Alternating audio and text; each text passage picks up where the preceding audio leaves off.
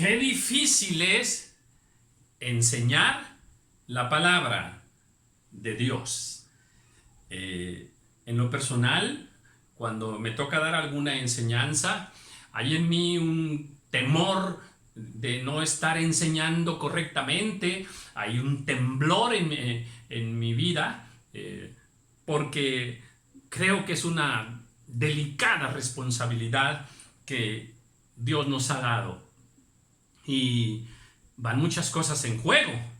Cuando uno enseña, no es fácil decir, esta es la verdad de Dios, esto es lo que Dios quiere, esto es lo que a Dios le agrada, esto es justo delante de Dios, esto no es justo delante de Dios, esta es la voluntad del Señor, esto es pecado, esto no es pecado, sabiendo que Dios está por testigo de lo que nosotros digamos. Y van en juego vidas, va en juego la salvación de personas, la salvación de las almas, la salvación de las familias mismas. Van en juego muchas cosas y al Señor vamos a rendirle cuentas. Apocalipsis también nos advierte que no podemos agregar y no podemos quitar a la palabra del Señor. Ahora, una cosa es cierta, Dios solamente va a respaldar aquello que sea de acuerdo a su palabra. Fuera de la palabra del Señor, lo enseñes tú, lo enseñe aquel otro, lo enseñe aquella persona, lo enseñe yo. Dios no va a respaldar nada que no sea conforme a su perfecta voluntad. Y Santiago, capítulo 3, versículo 1 nos dice: hermanos míos, no os hagáis maestros, muchos de vosotros, sabiendo que recibiréis mayor condenación. ¡Ah, qué delicado! ¡Qué advertencia, eh! Pues sí, en este tiempo hay muchos enseñando la palabra, muchos que nos creemos maestros de ella. Y no es así. Hay que tener mucho cuidado. A ver, si este hombre, este varón, no ha recibido el llamado para ser pastor, ¿lo pondríamos a pastorear en una congregación? No. No. A ver, este hombre que no es profeta y no ha recibido llamado de ser profeta, ¿lo pondremos a que profetice? No. No tiene el respaldo de Dios, no tiene la autoridad de Dios. Pues ese es el problema cuando se enseña la palabra, que hay muchos por ahí que no han recibido la autoridad de Dios, el llamamiento de Dios para enseñar su palabra, y andan enseñando y enseñando, y hay maestros por todas partes. Y de ahí que salen todas esas doctrinas equivocadas, versículos torcidos y demás. Entonces, hay que tocar temas difíciles. A ver, ¿pecaron los hijos de Adán por tener relaciones sexuales con sus hermanas? ¿Dónde están los muertos? ¿Era Samuel aquel que vino cuando la adivina de Endor? ¿Por qué Dios mandó matar a niños? ¿Puede haber esclavos hoy? ¿Era justo Lot quien ofreció a sus hijas? ¿Qué son exactamente las lenguas? ¿Habrá salvación en el milenio? Dice que ya no hay hombre ni mujer. ¿Eso qué realmente quiere decir? ¿Tenemos todos poder para sanar? ¿Qué representa el tabernáculo? ¿Por qué Salomón no permitió que su mujer durmiese en el templo? ¿Qué pensar del feminismo ahora? ¿Será que puede haber pastoras? ¿Sirve Satanás a Dios? Bueno, aquí hay, así rápidamente, una serie de temas que para todos estos la palabra del Señor tiene respuesta. Y habría muchísimos más. Primera de Corintios capítulo 2, dice el 6 y el 7. Sin embargo, hablamos sabiduría entre los que han alcanzado madurez, y sabiduría no de este siglo, ni de los príncipes de este siglo que perecen, mas hablamos sabiduría de Dios en misterio, la sabiduría oculta. Sabiduría de Dios en misterio, oculta. Sí, hay muchos versículos, hay miles y miles de versículos muy sencillos, muy fáciles de entender. Jesús lloró. Bueno, rápidamente entendemos que ahí espiritualmente el Señor, por esa emoción que Él sentía en aquel momento, en aquella circunstancia, Él llora. Y de ahí nos enseña muchas cosas. Bueno, hay muchos versículos que podemos entenderlos así con solo leerlos la primera vez, pero hay muchísimos otros que no.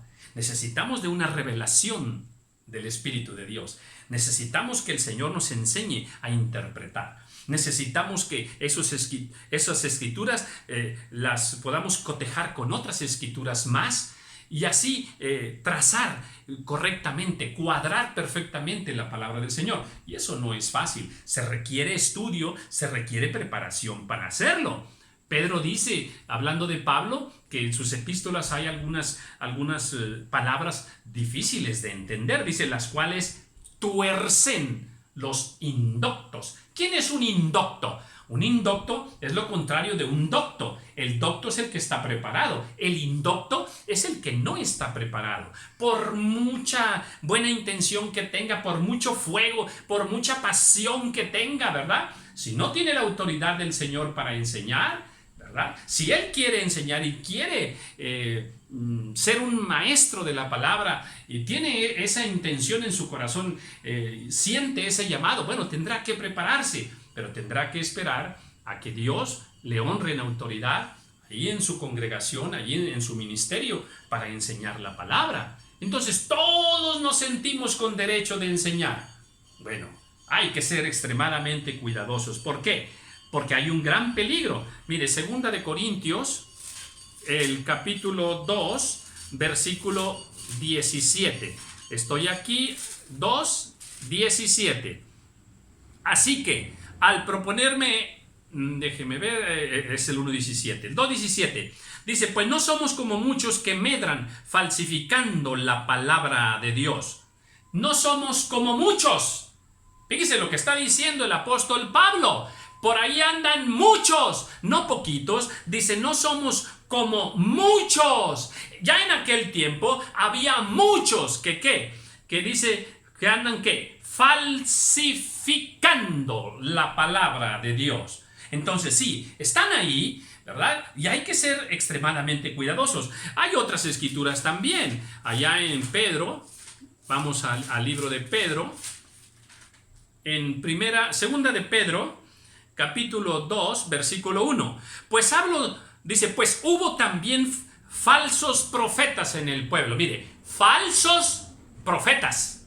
Ya de entrada, ¿verdad? Profetizaban, pero Dios no respaldaba esa profecía. No era Dios quien estaba profetizando. Y luego dice, como habrá entre vosotros falsos maestros que introducirán encubiertamente, muy escondidito, herejías destructoras y aún negarán al Señor. Bueno, en fin, sí, aquí nos lo vuelve a advertir. En otras escrituras también nos habla de que hay hasta doctrinas de demonios que se filtran en el cuerpo de Cristo. Sí los hay.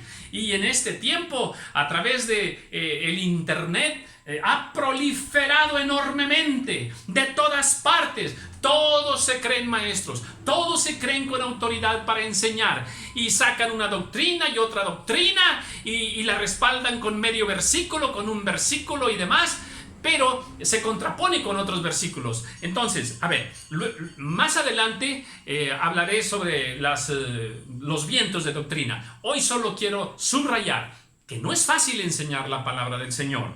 A ver, algunos por ahí dicen que el rock sí es de Dios. Otros que la salvación no se pierde. Otros que el rapto ya fue. Otros que la doctrina de la risa y de caerse y demás. Otros hablan que si este tiene más unción que el otro. Otros traen la bandera de la prosperidad y demás. Una vez escuché a una mujer enseñar en una iglesia y les decía a las hermanas, a ver, hermanas, ¿a poco no les gustaría traer a su marido aquí, mire, como perrito faldero detrás de usted? Y las hermanas, amén, aleluya, gloria a Dios.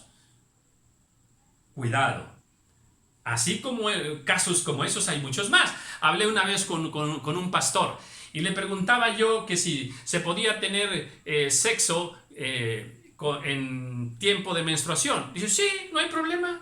Dice, antes eso era inmundo, ya no. Dice, bueno, ¿y en qué te basas para decir eso? O sea, le pregunté que si se podía comer carne de cerdo en este tiempo. Dice, sí, lo que pasa es que, mira, en aquel tiempo no se podía.